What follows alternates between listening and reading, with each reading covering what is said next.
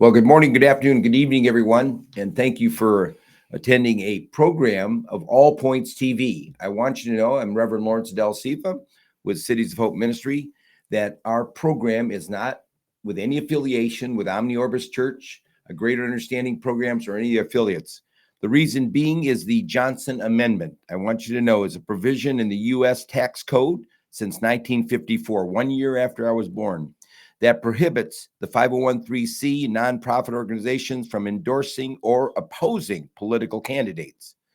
And it says in the early 21st century, politicians, some of them, including President Donald J. Trump, have sought to repeal the provision, arguing that it restricts the free speech rights of churches and other religious groups from endorsing or not endorsing candidates. And we are not here to endorse or not endorse our individual here, Anthony Hudson, Jason, right? Jason Hudson, okay. And we want to thank you for attending our program, and thank you for coming in and being interviewed. I understand you're running for a very important district in the state of Michigan. I am, and thank you for asking me to come in this morning. Yes. It's an honor to be here to talk about issues that are bothering the American people and what we're going to do to fix it. And yes, I am running for the 8th Congressional seat here in district in Michigan to replace Dan Kildee. And I think that we have the most unique story and platform than the other candidates have. You know, we're not the traditional candidate that is a lawyer or a retired judge or anything of that nature. We're actually just a common man that lives within our society that struggles like everybody else does. Now, should I refer to you as Anthony, Mr. Hudson, or whatever rolls off the tongue? What do you prefer? Anthony is fine. Okay. Anthony, we know you're running for a very important seat in Washington and the 8th District. And I want to ask you a few personal questions. Okay. Your religious affiliations. I am a Baptist. You're a Baptist. I've been a Baptist since I was 6 years old. 6 years old. Yes, sir. Okay. All right. And where was that Baptist church? It was in Waco, Texas. Waco, Texas. Of all places. Yeah, wow. Waco, Texas. It's an important city, Waco. It used to be, yeah. Okay. And you were born in Texas? I was born in Texas, just north of Waco, about 30 minutes north of Waco. And what town was that? It's called Hillsboro, Texas. Hillsboro, Texas. Yeah, it's known for a truck stop and an outdoor mall. Oh, wow. That's about good. it. It's a four-stop type. Yep. It's a small town. It's grown over the years. But when I was growing up, my grandfather's house was on a gravel road, and there was nothing but cornfields and wheat fields around it. Now those pavement roads have extended out to where he used to live, and apartment complexes and banks and other businesses, and it just doesn't look the same anymore. And I think that shows growth in our country. Yes. But still, we need to protect our rural towns and keep them small. Well, our country was started, it was biblically discerned, all the documentation that's in Washington that protects our rights. Right. Still to this point, rights that are wanting to be taken away from us. And to understand, you were born in Waco, Texas. No, what is the town? Hillsboro, Texas, just outside of Waco. Yep. And you were raised there till what age? We were in and around Central Texas, Austin, Waco, Dallas, till I was about 16, 17 years old. Okay. And then we moved to Colorado, and that's where I graduated high school. And in Colorado. Okay. Yeah. What town in Colorado? Cortez, Colorado. Cortez. Yeah. Okay. Down by the Four Corners. Four Corners. Yeah. Okay. All right. And when was it that what schools did you attend? I went to high school there in Waco, China Spring High School. Okay. And then Cortez, Montezuma Cortez High School in Cortez, which was a much larger school. In Colorado. Yeah. Okay. Did you go to college? I did not. I chose to travel for a few years. I became a ski instructor right outside of Steamboat Springs, Colorado, and had a summer job out in California, and did that for 4 or 5 years. And then 9/11 happened. And when 9/11 happened, 2 days later, 9/13, I went and joined the Army, signed up for the Army. You went and signed up. I went and signed up. Okay. And where were you stationed? Well, we were in Fort Leonard Wood, Missouri. That's where I did my basic and AIT. And I was actually stationed in Fort Lewis, Washington.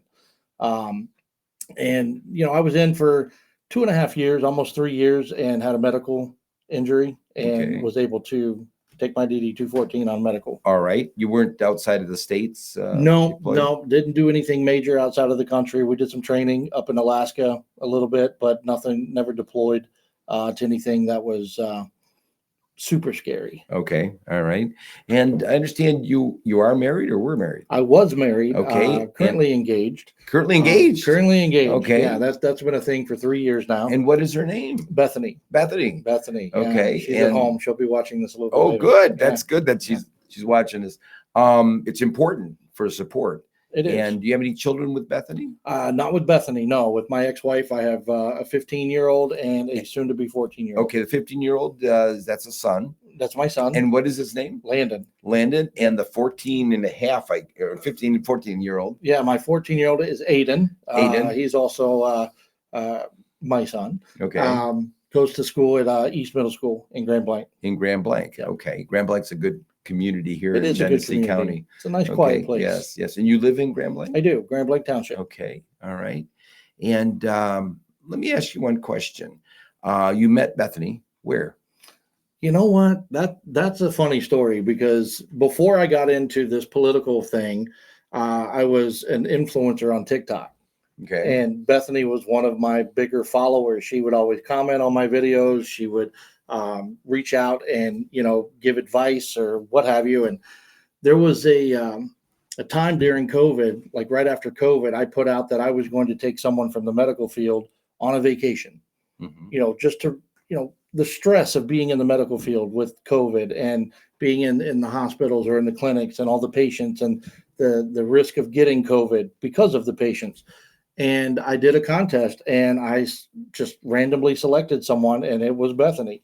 And we went to the Dominican Republic, spent a week. Okay. And that's kind of where things just started developing. Got a question. How are your sons? Did they meet Bethany? They met her about a year later. And what is their thoughts about Bethany? Well, every night before they go to bed, they tell her how much they love her and give her a hug. So really, that's good. Yeah, that's we've been living together for 2.5 years now, and we've been engaged for about 2 years. 2 years. When are you going to get serious about that relationship? I'm sure it's serious, but she, I'll put all this on her because she said, I'll give her the credit. Okay. Because she said, as long as I'm running for office, she doesn't want to try and pull me away from the political side to plan a wedding. So as soon as we win this seat and we get into Congress, then we'll be planning a wedding. Okay. We'll have it open for the public to attend. Are you a praying man? I do pray. Okay. And was there prayer involved in being sent to Washington by yourself, or was it God that? The initial process started in July of 2022. Okay. And I had a conversation with a friend of mine, a political conversation, and the friendship dissolved over difference of opinion. And I got offended, and that's hard to do. I don't get offended very easily. And I was hurt that the friendship was gone because we're both Republicans, but we saw different perspectives of different things. And I said, you know what? I am tired of this continuing effort of the people to sit in the shadows and complain. Okay. And no one does anything about it. So I decided I wanted to serve my country in a different capacity than in the military. So I registered with the FEC and I was approved to run for president of the United States of America. I see that. Yeah, you were running for president. On August 18th, 2022, I was accepted by the FEC to run for president. So we spent the next year and a half traveling the country. We spent 3 weeks on the border between Yuma, Arizona and Eagle Pass, Texas. We had interviews in New York, New Jersey, DC. We went to Iowa and spent some time out there. We went to help the victims of the tornadoes in Rolling Fork, Mississippi and Little Rock, Arkansas. And we did all of that on $8,500. Wow. We hardly spent anything with our travels because as a common man living in this society, we understand how to budget because if we don't, our survival's at stake. So we budgeted every trip that we went on. We planned it out thoroughly. And I remember we went to Eagle Pass, Texas for a week, airfare, rental car, hotel, and we spent $1,800. Wow. So it's not bad. You look at these politicians that travel all over the country. They first class flights or private jets, and they have their entourage of security, and it just costs the taxpayers a ton of money. And what we were able to do, I think, sets an example of who we are as a campaign, that we were able to travel so far, 27 states on $8,500. Wow. And there was an incident that happened in January of this year, and I was asked to drop out of the presidential race. So I took the advice, and then I was approached and told that I should run for Congress here in District 8 because Kildee was retiring. My message that I had as a presidential candidate would relate well with the people as a congressional candidate. So we took the advice, and we've been running ever since. And who advised you to do that?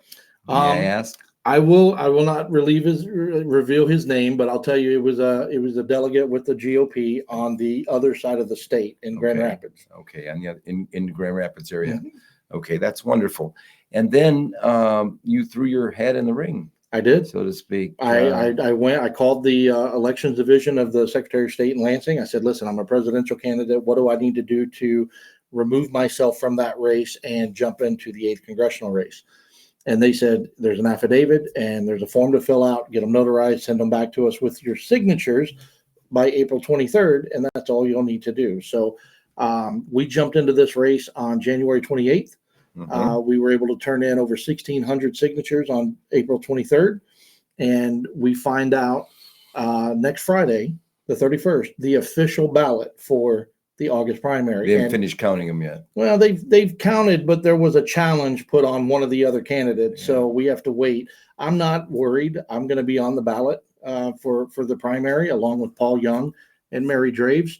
I think the other candidate may be disqualified because of the signatures. So yeah, I'm going to ask you a question. What are the 3 key messages for your campaign? 3 key messages. And that's for the people to know. Yeah, you're going to Washington to represent the people and not private interests. Right. No, we are 100% representing you, the people of this country. Mm-hmm. I have turned down money from a major corporation in this country already, over $500,000, because I do not want to be bought and paid for to push an agenda that I don't believe in. So this campaign represents transparency. We want to bring the truth to your tables. We want to stand up and provide unity, bring the country together. It doesn't matter what party you're on. If you're a Democrat or a Republican, you're still an American. And that's what matters. The American people need to stand up because we have the numbers to take on our corrupt system. And with the numbers that we have, victory is inevitable. So what are you going to do differently when you get to Washington? I'm going to defy the odds. I'm not going to do what every traditional congressman who gets elected does when they go to Washington, which is disappear from their district and disappear from the people. We have to have a common presence in Washington. The people have got to have a voice in Washington in order to pass laws or write legislation that is actually going to help the American people, not hinder us or keep us in check, so to speak. So what are the 3 main keys to your going to Washington that you want to help the people with? To help with? Like number one? One, we want to close the border. This is not just a state of Michigan issue. This is a national issue. Yes. It seems that every town in America has become a border town because of the illegal immigration that's coming into this country. And if we don't get a grip on this, this is where we lose our country. Okay. Here in Michigan, we already have 86,000 illegal immigrants here in our state. Living among us. Okay. And we have a governor that wants us to take these illegal immigrants and bring them into our homes for $500 a month. Wow. And the $500 a month is not even the issue. Who's paying the $500 a month? You are. Oh, we're going to pay for the immigrants, the illegal immigrants. Yeah, it's your tax money that she's using to pay you $500 to take in a family of 4, a family of 5, which could be the mom and dad, mother, man or woman, whatever, however you want to say it, could be sex traffickers. They could be drug traffickers. They could be cartel members. They could be human smuggling the children. So why does our governor want to do that? Because she's a Democrat, and this is what she wants. I firmly believe that when Joe Biden told us that his slogan was "Build Back Better," Mhm. First, you have to tear it down completely in order to build something back better. And I feel like this administration that we have now, they want to replace the American population with the illegal immigration because the illegals will vote the Democrat way in the elections to keep the Democrats in power. So if that ruffles your feathers, I don't care. I'm not doing this to make friends with people. I'm doing this to give us the ability to maintain our country and be successful moving forward so that our children have a good shot at a good future moving forward. Our children, Those that were born in the United States. Yes, our citizens of the United States of citizens of the America, United States, and who are born also raised the here. legal aliens. The legal immigrants that have come into this country, the ones that I have talked to throughout my travels, are furious with the way that the undocumented are coming into our country, and the way that they're sneaking across the border, and the way that the government is now giving them all of the assistance and all the benefits to be in this country, but not to be an American. The legal immigrants came here and spent 10, 15, 20 years and paid thousands of dollars to go through the system and do it the right way. Mhm. And that's what we need to promote. And right now it's become detrimental that we close the border and enforce the immigration. We have good immigration laws. People may not agree with that, but we have good immigration laws. We just need to enforce them, and then it'll be okay. It'll be fine. So let's say you go to Washington, you win the election, right? What is your opinion of the Second Amendment rights that we have wanting to be taken away from us? Well, let's say that when I went to school in Texas, my first pickup truck had a gun rack, and I used to carry my 30-30 in the back of my window on my way to school. My first fundraiser that we held in this congressional race was a gun shoot over at the Grand Blanc Huntsman's Club. So I am a big advocate for keeping our Second Amendment with no infringements, the way it was written, and the red flag laws that Gretchen Whitmer has put in place in our state not only violates our state constitution, but is a complete contradiction and violation of the United States Constitution. Why she's still in office over this, I have no idea. But all of this has to be repealed. And what better candidate to do that than a man who actually participates and exercises his Second Amendment rights? Now, you're a family man. I am. And you're looking forward to getting married to Bethany. I am. Okay. Your children love Bethany. They do. All right. And if you were elected, are they going to move to Washington, or you going to have an office there? Or how would you set that up? Well, let's say the first day of business. Well, day one, I believe I have to move the office of the current congressman to Grand Blanc, because that's where I live. Grand Blanc, okay. So we would have an office in the district in Grand Blanc. We'd have an office in Lansing, and we would have an office given to us in DC. There's a lot of logistical things that go into play once you swear in and take the oath of the congressman. You have to get your offices together, your office furniture. You have to get your staff together. Excuse me. And then you have to start doing the job. You have to go to work. Isn't that a similar oath that you took when you went into the service? Very similar. Yes. And that's a different conversation. I mean, because I feel like all of our active military men and women who are currently serving this country so bravely should have the backbone to stand up and honor the oath that they took to defend this country from foreign and domestic enemies, because I believe we have an enemy in Washington.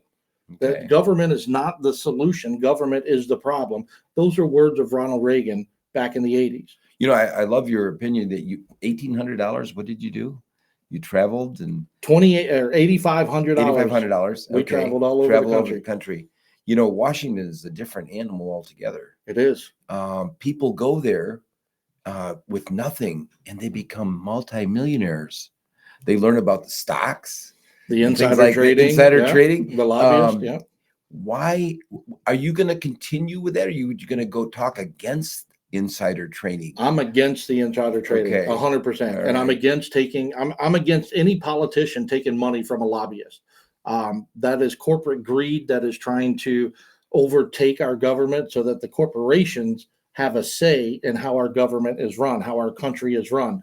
And I'm against it 100%. I think these corporations, BlackRock, Vanguard, I think they need to be put in their place. They have no business in government. So they're helping our representatives and politicians in Washington with that become little green rich. piece of paper that Yes. isn't worth that much anymore. Yeah. They're offering money to push certain agendas or to look one way while we pass something another direction. Smoke and mirrors. It's a lot of Now, smoke and mirrors. you have a Baptist affiliation, right? I do. Okay. And you understand in the Word of God, it says that the borrower is slave to the lender. Yeah, Do you think that could be possibly why those special interest groups want to make the politicians rich? That's their way of saying that they're following biblical law. Biblical law. There you go. In my opinion, it's the worst thing that's happening in our government is when a politician comes into office and is manipulated, is coerced, and is bought. And as a true American patriot, as some would call me a redneck because I'm from Texas, I believe in my morals and the way I was brought up by my family, my mother, my grandfather, the support I had from my family. I was able to make the right decisions in life. And this is not a situation where that will be altered. I will go to Washington. I will stand my ground. I will prove that we have a backbone, and I will say no. So you're going to be an exception to the rule rather Exception than the rule. to a rule. And if that only gets me one term, it gets me one term. And then the people can honestly see how corrupt the system is. Because if you go and you represent the people, because that's your job, we the people is the most important part of being a congressman or a senator, is protecting we the people. And if you do that and then get fired by the system, then the system is corrupt, because we need more people that are willing to step up and do the job honestly, with integrity, and be able to be transparent with the people and tell them exactly what's going on behind those closed doors and bring it all to the surface. And I think that's truly the only way you're going to cut the head off the snake or clean the swamp. Now, you're a family man, Yeah. okay? And you know that if and when you go to Washington and you get elected, you know you have children here, you have friends here that are part of the public that is supposed to be representative, right? Right. Don't you think that, I look at Washington and I don't think the president administration, Joe Biden, is not running the country. Who is running our country? And I know you want to go to Washington and you must have some understanding of who's running the country and who you're up against. Well, there's a lot of conspiracy theories out there as to who's running the country, and a lot of them would like to think it was the president prior to Donald Trump. Oh, that guy. That guy. Yeah. That guy's on record for saying, no, I don't want to be elected president again, but I wouldn't mind sitting in the back room calling the shots. It could be a few prior presidents. There could be a couple, especially there's another one that comes to mind that's from Arkansas. Yeah. I'm not going to name names, but there's a lot of thoughts and a lot of people out there that are buying into the fact that Joe Biden is not cognitive enough to run the country, and that the 25th Amendment should be invoked here. But if you do that, the 25th Amendment, what is that? Where the president is unfit to serve in office, to lead the country. But does it get any better with Kamala Harris if Joe Biden's gone? I mean, that's a tough question, because, what has she done as the VP of this country? I don't see her name on a whole lot. It's tough. So at this point, I say let's ride this out for the next few months, and let's just be overwhelming at the polls on November 5th, and we'll make sure that we get Donald Trump in back the in beginning office. of their presidency. Wasn't she supposed to go to the borders and protect the borders? They were supposed to, and there's a funny story with that, because when I was running in 2022, right before Christmas, I called out Joe Biden and Kamala Harris, and I said, since you called them out, I called them out on social media, and it got over 1 million views on social media. And I said, as a presidential candidate, I will go to the border January 9th through the 12th in Eagle Pass, Texas. And Joe Biden had never been to the border up to that point in time. And I'm not saying that Joe Biden saw my message or Kamala Harris saw my message, but I am saying that someone who works for someone who works for someone saw the message and probably passed it up the line. Because on January 8th, the day before I went to the border, Joe Biden went to El Paso for the very first time. And I called him out right before Christmas, in the month prior. So I thought it was ironic that he made that decision to go to the border the day On before January I went, on January 8th in El Paso, knowing that I was going to be in Eagle Pass on January 9th. And when Hazard, Kentucky flooded a couple years ago in 2022, I was down there. I went down and I was covered in mud and muck and trash and river debris, helping people get their homes cleaned out. Joe Biden came down there while I was there. And he held a $45 million 30-minute press conference where he $45 million, $45 million to fly Air Force One and have his entourage and Secret Service and the vehicles and rent the facility that he was at. $45 million. He spent 30 minutes there, waved to the people, and said a small little speech about how sorry he was that that their community had been destroyed. Meanwhile, I'm spending $1,200 to be there for over a week, cleaning out these people's homes, giving them food. Myself and Bethany. Bethany was doing what the president should have been doing. What he should have been doing. And then the third coincidence I had with Joe Biden, which I believe these are no longer coincidences, I think these were planned, was when Rolling Fork, Mississippi got hit with a tornado. I went down there to help those folks because they lost everything. It's a small town. There's like 25 streets in that town. Most of them are gravel roads, one school, one church, very small community. And Joe Biden flew in while I was on the roof of someone's house with a chainsaw, cutting a tree off the roof that had fallen on the home. And we have pictures of this. Mm-hmm. And he circled around. And then when he landed, he came out and he spoke, and he couldn't even address the people of Rolling Fork, Mississippi. He said, "We're here in Rolling Stones, Mississippi." Rolling Stones? Rolling Stones. So I wonder what might be on a magazine. I wonder what was going on in the helicopter as they were circling around. But we met Jill Biden. We met the press secretary. I talked to a lot of the Secret Service agents that were there. As a presidential candidate, you show respect when you can to people who hold the power that you want to have. Mm-hmm. And so we showed our respects, and then we immediately left and went back and got on the roof and started cutting more trees and carrying more logs to the street for the wood chippers. And then we got word that Little Rock, Arkansas was about to get hit with a tornado. So we packed up everything. We drove 4 hours to Little Rock, and we went over there and did the same thing for 3 more days. Just Little Rock, Arkansas. Yeah. That's where our previous president, one of them, Hot Springs. Hot Springs. Yeah. Was he down there with his wife? I don't know. I didn't see any of them. I was too busy, cutting up trees and logs and moving stuff to the streets and handing out food and water and even raking people's yards. I mean, Bethany was there. I had some other campaign staff members that were there. We were doing the work. Our motto for that particular job was lead by example, not by luxury. Roll your sleeves up.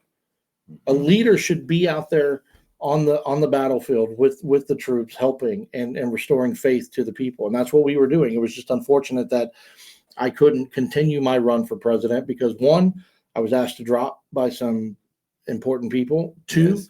I couldn't even get registered in all 50 states. I could only register as a presidential candidate in 80% of the country. Why is that? Because 10% of the country does not allow write-in candidates. And without the household name, without having name recognition all across the country, I was going to run as a write-in candidate because it's free to get on the ballot that way. Mm-hmm. Well, 10 states, 20% of the country does not allow write-in candidates. They force you to vote left or right, Republican or Democrat, the lesser of two evils. And I think that that's unconstitutional because the Constitution says you have the right to vote your conscience. And when the state takes that away from you, you're being forced to buy into whatever political affiliation that they are pushing at that point. And that happens here locally on the local level with our EC boards and our elected officials here. And we're trying to expose it, and we're trying to, get out and do the right thing so the people know what's happening in our communities. Isn't it ironic to you that the party that says they want to protect our rights is the one that is taking away our rights? They're taking away our rights and destroying our way of life. They are. That today is not the America that I knew in 1987, 1994, 1996 when I graduated high school. It is much different. And I know life has changed. Life has evolved with technology. And, just yesterday I had my kids, I want to go out and play basketball with my oldest son. It was a nice day. And his comment to me was, "Dad, I'd rather be on my video games." There wasn't a day in my childhood that I wasn't outside playing until mom called for dinner or rang the bell for dinner. You know, we didn't have video games. We did. It was kind of like the beginning of the launch, but we were more out to swing on tire swings or jump in the river or go fishing with our buddies or ride bicycles down, 4 or 5 miles away from home and build forts and hang out outside. Nowadays, kids are disrespectful with no discipline, and they want to stay indoors and play video games. And it shows with their schoolwork too. When they want to keep the borders open, what is your opinion about the electric cars and buses? My opinion is a no-go. Why? Because it's not. I mean, it's green energy. It's green energy for those who think that will actually make a difference in our climate, in the climate change push. It's not going to make a difference. I read a study out of Harvard that was published in 23. I think it was February, March of 23. That if everybody in the world drove an electric vehicle, everyone in the world, okay, in 50 years, the temperature would decrease by 25% of 1 degree.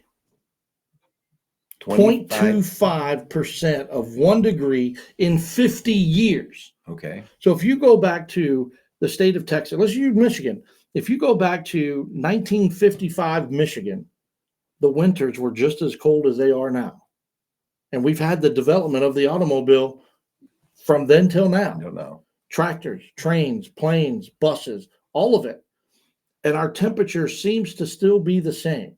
Okay. And Joe Biden's putting billions and billions of dollars into climate change, but I don't think Mother Nature's cashing those checks because we're still getting tornadoes and hurricanes and volcanoes and earthquakes and all these things all over the world, tsunamis.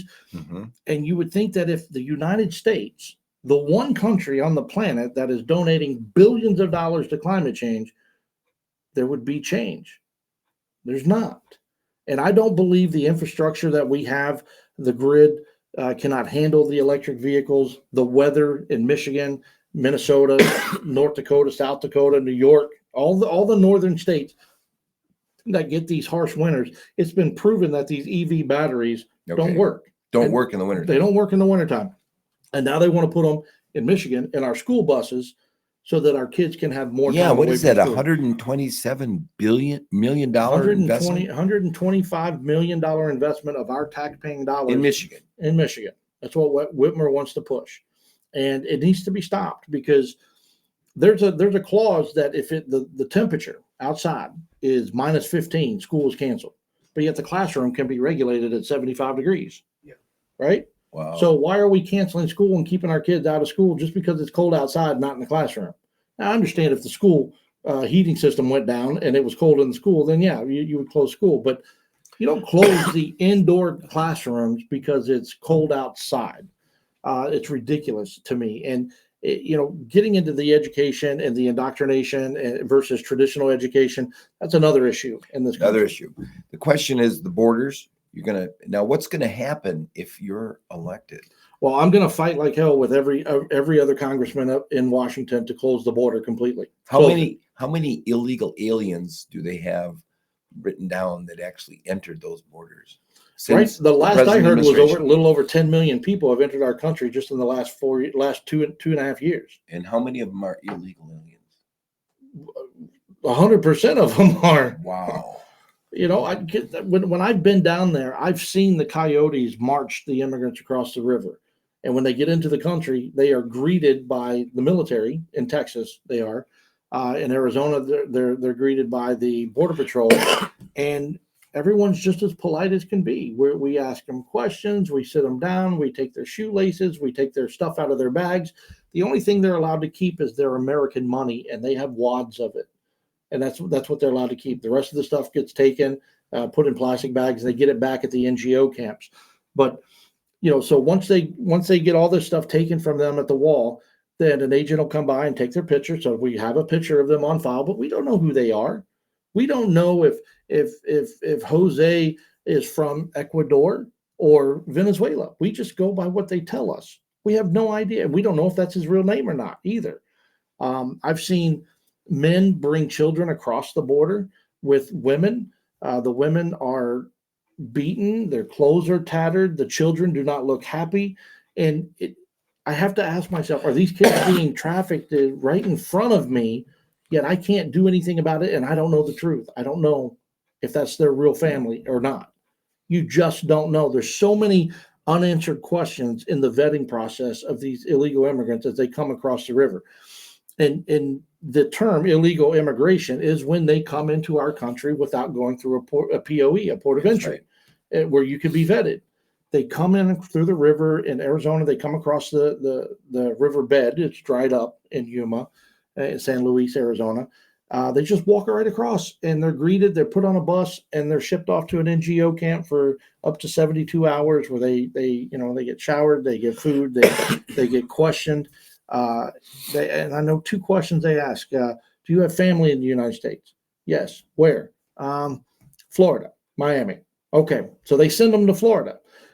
Do you have family in the United States? No. Okay. Where would you like to go?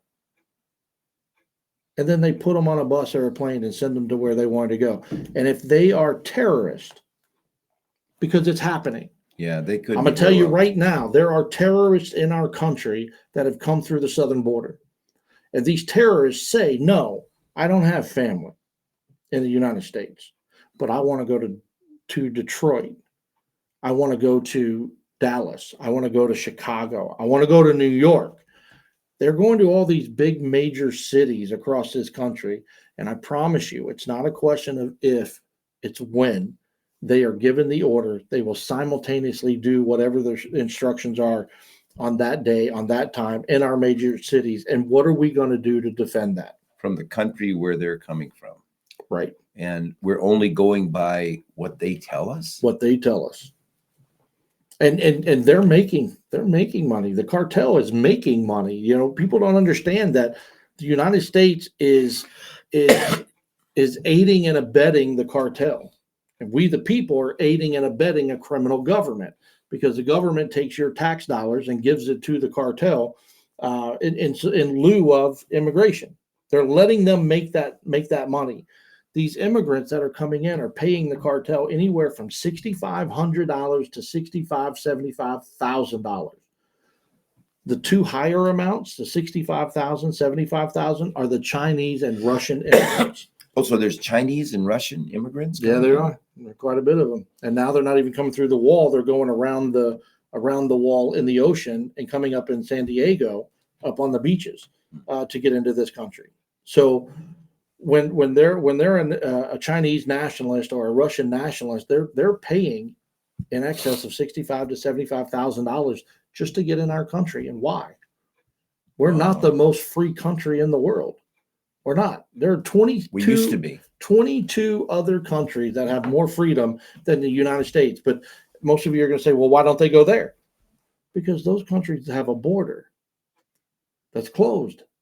You can't get into you and I and Perry. We cannot go to Mexico without our passport or our driver's license. Oh, so they vet us when we come. They vet us when we go to Mexico. But they do it when we coming go into from Canada. there.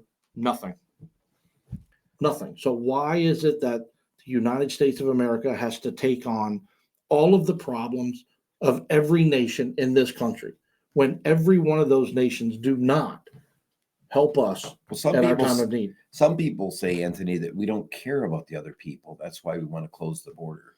What is your opinion on that? If we didn't care about other people, why is our military stretched all over the world? Why is your dollar going to other nations all around the planet to help them with food and necessary resources to survive in Ukraine or Uganda or South Africa or wherever? Your money doesn't stay in this country because the United States supposedly cares about what's going on in the world. But I think our government, it's all about money.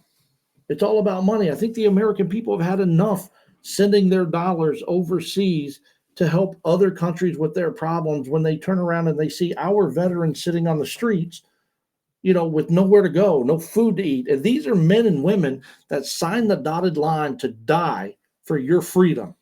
And when you're in the military, one of the slogans is "No man left behind." No man left behind. But the moment you exit the service, you're forgotten about. Yeah, let me ask you a question. Does our government care about the military? The present administration. The current administration, I think, has no respect for our military. And what gives you that attitude? Because here's the truth, that we buy our oil from Iran, right? Okay. We give American dollars to Iran. Iran. Iran. Isn't that where most of the terrorism comes from? That's Iran? right. That's where it is. Hezbollah and then Iran takes our dollars and it gives it to their proxies. Their proxies buy weapons with our dollars to fire on our troops in the Middle East. So in turn, we are funding the proxies that are attacking the American soldiers in the Middle East. So one thing I would put that I would try to fight for in Washington is to bring our military home. We have to protect our country from the inside out, and our military would be happier serving this country by protecting the country within our borders. Okay. Wow. Afghanistan, we pulled out. Tell me your opinion of how we pulled out. You were part of the military. Would you have pulled out that way? No, absolutely not. Absolutely not. And I've had several veterans contact me through social media that are trying to exit the military now. And they are being told that they have to pay anywhere from $500 to $1,000 out of their last paycheck for the equipment that they left behind in Afghanistan. Now, how many $1 billion of equipment? It was I don't know the exact number. I hear different numbers all the time, but it's in the billions. And 80 billion. And here's the thing: if your commanding officer tells you to leave the equipment and get on the bird, we got to go. How are you ever responsible for paying for that equipment? Because if you say, no, I got to go grab those weapons, you're being insubordinate.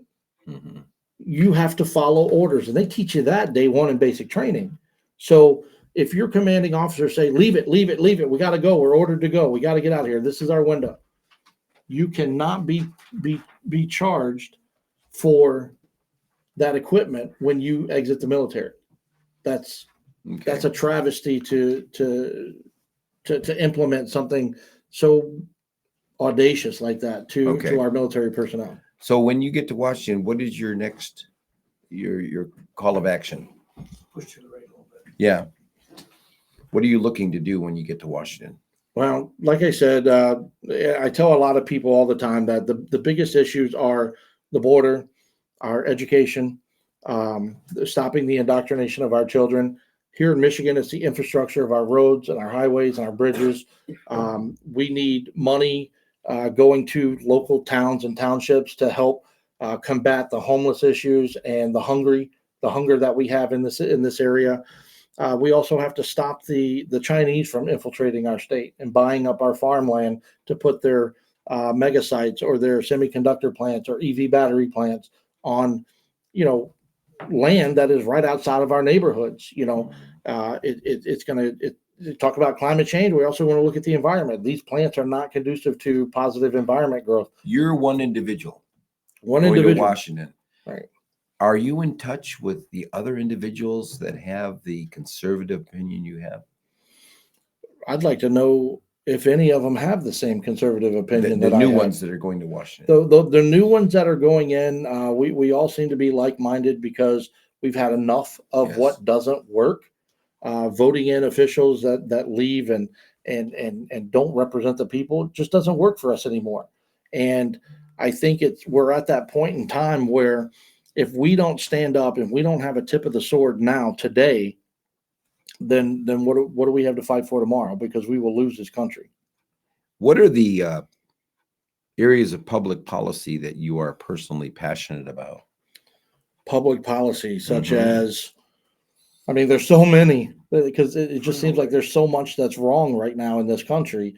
It's like one congressman, 2-year term, can't get it all done. So we have to prioritize what should be at the top of the list. Okay. And I think there's a lot of, public policies that need our attention, but how do you know which one goes ahead of the other?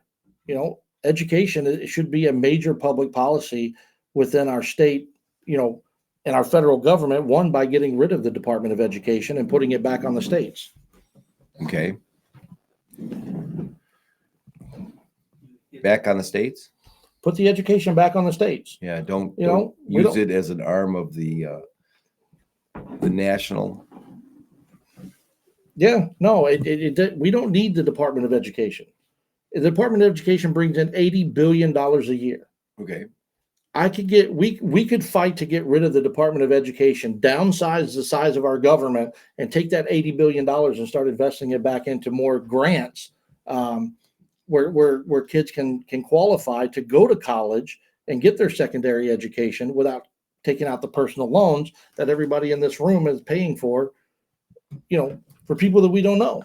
Okay. That's what Joe Biden just announced, another $77 million for student loan, to get rid of student loans in this country. And I'm so far against it, because if you take out a mortgage on your home, that's your responsibility. That is your responsibility. If I take out a student loan versus a grant, that's my responsibility. But if I take out that student loan, chances are you're going to pay off my loan, along with millions of other people in this country with Joe Biden's student forgiveness program. So get rid of the Department of Education and put the education back on the states, and let them have the money, let them control, what they're going to do with it, as long as they're going to abide by the education for the children and not just look at the seats in the school as dollar signs. Put the education back in the school. Stop the indoctrination. Stop the LGBTQ talk and the transgender talk in our schools, and start teaching our kids how to read and write again. Mm-hmm. My son is about to get his first job, and I asked him to sign his name for his check. When he gets his check, I don't know what the heck he signed on the back of that paper. It wasn't a signature. They don't know how to do it. And that's something they need. Everybody says, "Oh, well, everything's keyboards now. We type everything." Mm-hmm. Not on your paychecks. Some people don't have bank accounts. They have to get paid with a check. They have to sign a check. How about their application? You go in person, you get an application. You have to learn how to write to be able to fill out the application. So it's concerning that we're not arming our children with the education that they need in the middle school and high school level, and we're more focused on what sexual gender they want to be or their sexual preferences, as if that's something major that they need to have in their. Got a question for you. The other candidates are running: Matt Collier, Daniel Mohelan, Pamela Hug, and Christian McDonald Rivet. What is you're going to do different than them? Well, those are the Democrats that are running. Oh, okay. Yeah, you got the other Republicans that are running down here. Yeah. Mary Draves, Paul Young, and Nikki Snyder for now. What are you going to do different than them? I've looked at each of these people, and some of them are distinguished politicians. They've held office before. And if they're on the Democrat side, I look at, the dictatorship versus a constitutional republic. Okay. We are leaning toward the dictatorship under today's Democratic Party. Democracy is being taken away. It's kind of like the rule of law now. They are forcing us to do things that we don't want to do. They're forcing us to have sanctuary cities in this state to help the illegal immigrants, but most of us in normal society don't want that. And you've got lawyers, you've got state board of education members, you've got a member of the Dow factories up in Midland County, yes, which is also, that particular candidate was appointed by Whitmer. She's a Democrat running on the Republican ticket. What am I going to do different? Yes, I'm going to work hard every day, like I've been doing since I was 16 years old. I don't know the political game that these people play with the establishment. I don't even know who the establishment is, but that's a good thing because they can't buy me. They can't give me money to do something their way or control me to do it their way so they can keep their power. This isn't about them. This is about you and me and your kids and grandkids and your kids and grandkids. It's about the future of this country being able to survive today so that tomorrow exists. And we don't have that. We don't have clarity on that right now. Mm-hmm. There's so many Americans that are saying, there's cameras at every intersection. There's they want to take these small cities, these 15-minute cities, freedom cities, the illegal immigrants. They're giving them all of our American benefits. Education is going out the window. There's veterans are on the streets. We have homeless issues. We have single moms and dads that are struggling that don't qualify for benefits, but yet our illegals can walk across and get those benefits. There's so many issues right now in this country. I think the American people need to stand up and represent this country. How True important, American people. Anthony, do you think this election is going to be in November? I personally think it's extremely important because this is that crossroad. This is that intersection where you have to make a decision as a society. The presidential race, to me, we have to get Donald Trump elected. We have to get Donald Trump back into office because he's proven that his policies work for this country. And at this point in time, as far gone as we are right now with gas prices and grocery costs, he's the guy that can turn all that around. And Democrats are going to boo and hate and say what they got to say. The fact is, even you as a Democrat had more money in your pocket when Donald Trump was president than you do today with Joe Biden in office. That's a hard proven fact. And why wouldn't you want to have more money in your pocket? Why wouldn't you want to have policies that say gas, that bring gas back down to $1.90 a gallon, $1.50 a gallon? Why wouldn't you want to be able to go to the grocery store and $500 worth of groceries would take you 2 or 3 trips? Now it's like one arm. One arm of groceries is $500. We have to get back to being an independent nation where we depend on ourselves, and we have to have policies that allow our country to grow. Don't let Congress, don't let the senators, don't let the president put their foot on your neck and hold you down so that you're only as successful as they want you to be. Freedom allows you to be as successful as you want to be. So if you want it, go get it. And as a kid, your parents would tell you in the United States, you can be anything you want to be. That's right. Right? In today's world, I don't think that exists because there are pieces of the puzzle that keep you behind where you got to go. I wanted to be president of the United States. I had people knock on my door and tell me to drop from the race. Why? Why are they so afraid to allow an average man to stand up and run for the average American people, which is 99.5% of the people in this country? If we want representation, if we want someone that will fight for us, we need to elect or hire one of our own. And that's where I come from. That's good. And you'll probably be representing your brothers and sisters there in the military. We will fully represent the military. Put on the line. Let me put it to you this way. What's the point of spending $800 billion a year on a military if they can't defend our own country? And right now we're so spread thin that we are open for an attack, whether it's China, it's Russia, or any combination of the two. We've got conflict all over the world now. When Donald Trump was president, we lived in relative peace and harmony. There were no conflicts going on like this. But Donald Trump gets the election stolen from him, and Joe Biden comes into office. First thing, Putin into Ukraine. Now China's talking about taking over Taiwan, right? Hamas attacks Israel. Israel fires back. Now you've got Iran firing on Israel, and Israel firing back on Iran. We've got issues with North Korea testing their ballistic missiles and shooting more and more test missiles out into the Pacific. Why? Because we have weak leadership in this country. It doesn't mean that we're a weak country, because we are still very much a powerful nation.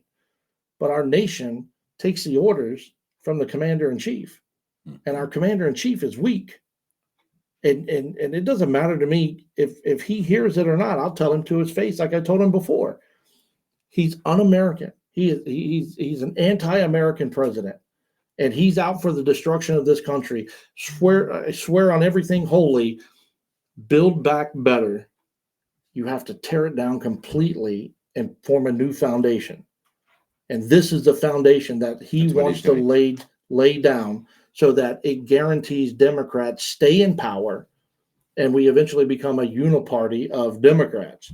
And I don't see this way of life surviving another 6 to 10 years without changing in leadership today. Got a question for you. A lot of the American people have heard for and against the voting, and that the voting did not come in honestly, and they say, well, we don't have the right to vote.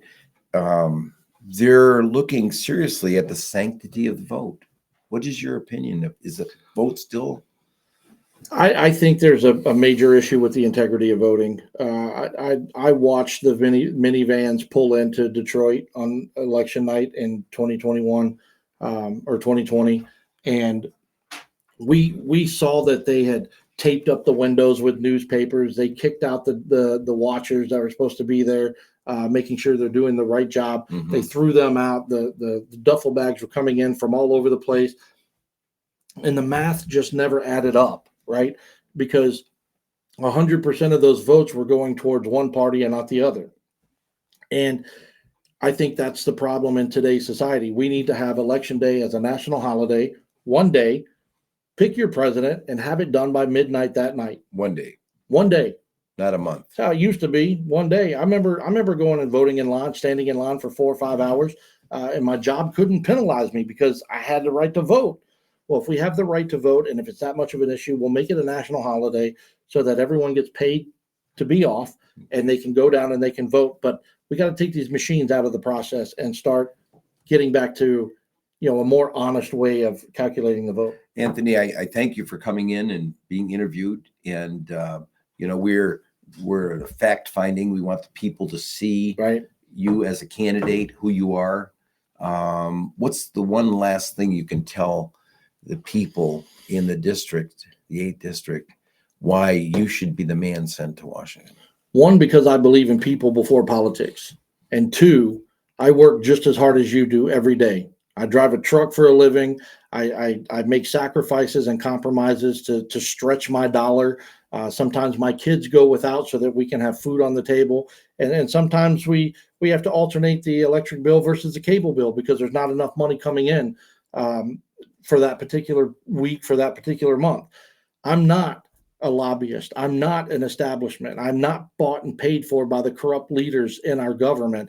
I am here to stand with you, not for you, but with you, so that we, the people, can join together and take this fight to Washington so we can be successful. We need a change, and this is how you change it.